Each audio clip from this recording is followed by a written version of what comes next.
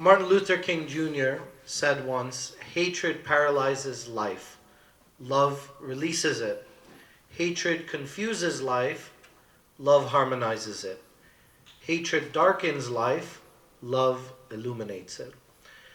I wanted to begin with that because I always look forward to invitations from Rumi Forum, because this is such a special organization. It's such a unique organization. I wish we could, clone additional copies and send them all over the world, because an organization like this inspires us to connect on the most beautiful aspects of our own tradition. It's not asking for us to leave ourselves at the door or to compromise a part of our identity, but rather to accentuate the parts about our faiths and our backgrounds that we love the most. Our harmonious society is built upon these sort of deep connections, public trust, and dialogue based on mutual respect.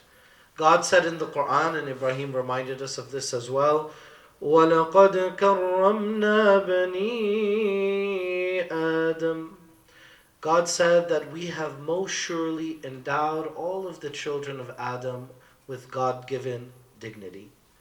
And so this is something that whether we acknowledge it or we don't, that is something that each and every individual on the globe possesses. We are souls with bodies. God didn't make us as bodies with souls. So when we see each other, when we hear each other, when we acknowledge each other, there's an intrinsic value that is not based on any physicality, that's not based on a certain utility that we provide each other, or whether the person is able to give us something that we need to take. God made the world for us, but He didn't make us for this world. So there is something about the human being that is terrestrial, right? We're meant to live on the earth, but there's something about the human being that is deeply celestial, because we're meant to reside in the domain of souls. We have this unsatiable desire to be valued in ways that can't be quantified. I think now that there's so much awareness about mental health and communication, people are more aware of this, but that's actually nothing new. We've always been that way. We just, especially men like us, aren't very good about talking about that in many cases. But that desire and that need is there to be validated, to be acknowledged, and to be heard. Every single person has that they want to be seen and heard and understood.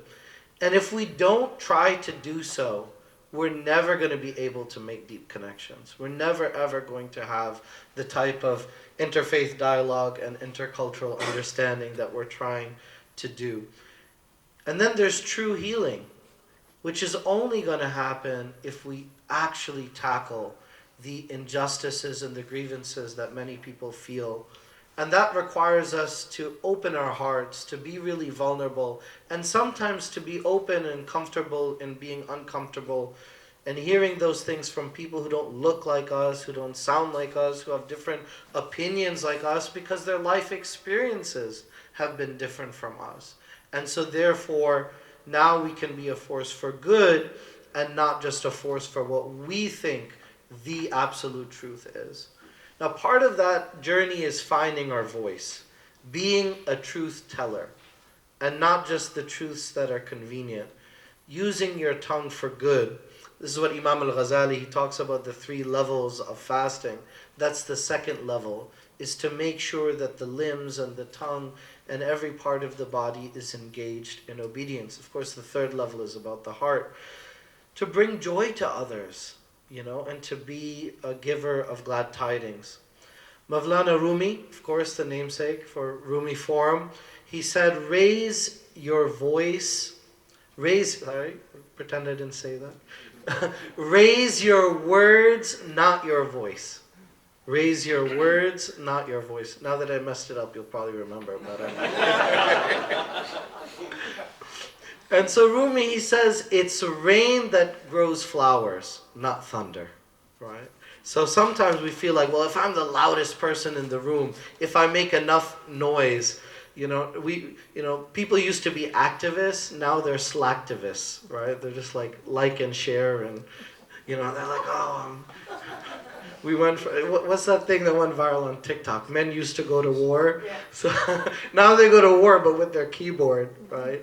And there's so much negativity and vitriol and hatred that is sown between people because of that, because of the lack of awareness and mindfulness. So finding your voice, speaking the truth, can be lonely sometimes, especially in the beginning. But what it does do is it accentuates that God-given dignity, because now you're not just all about your own expediency, but rather you're someone that stands for someone. And we may not be able to immediately cultivate a just and perfect society that we wish existed, but at least we would have accomplished something. We would have created an arena for public discourse, for depolarizing discourse. We would have pushed the needle a little bit, which I think we can all agree right now the world needs a little bit of. We live in a time in which marginalized communities feel, everybody thinks they have it worse. Everybody feels that they're under the microscope. They feel dehumanized.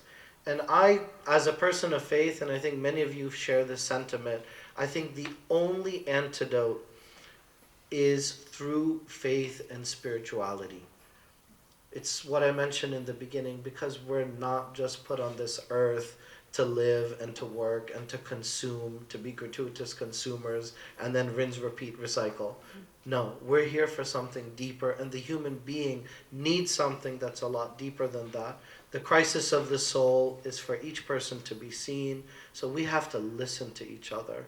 We have to have difficult conversations. See the humanity in each other.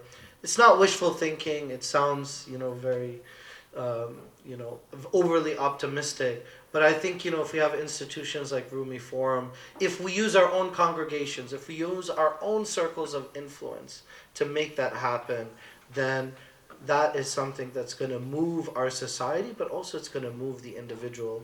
In these blessed and beautiful days and nights of Ramadan, I want to conclude with a prayer that we're inspired by our common humanity, and that we're also renewed in our vigor, in our intention, our common purpose of bringing peace and understanding throughout the world. Thank you all so much. God bless, and happy Ramadaning.